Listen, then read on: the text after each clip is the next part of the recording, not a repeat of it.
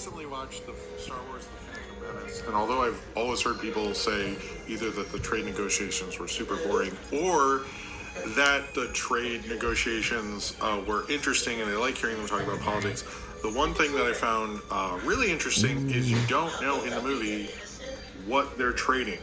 Like, they never go into it. I looked it up later. It's like plasma or whatever they use for starships, but it's like sort of, I didn't realize until this time it's sort of a completely empty trade negotiation, because it's more about the negotiations themselves than what they're negotiating. You don't see how that will inconvenience the people of Naboo. You don't actually think about like what that would mean for their economy, for anyone else.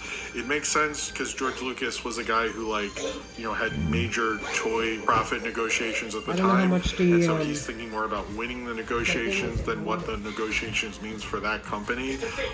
So it's like, I guess it sort of reflects that when I'm thinking about it, but it is super weird to realize, like, I do not know what they're negotiating. They never say it in the movie, and it's like, not even if they mention it and I missed it, it's really not important. What's important is the negotiations and the ramifications of it, but the actual what they're negotiating is like not important at all, which is not usually what happens when there are, you know, trade wars or trade problems. It actually does matter what the resource is, and it's just like, Jesus, the prequels never the prequels always find new ways to disappoint you, and it's taking me this long to realize it really doesn't matter what they're trading.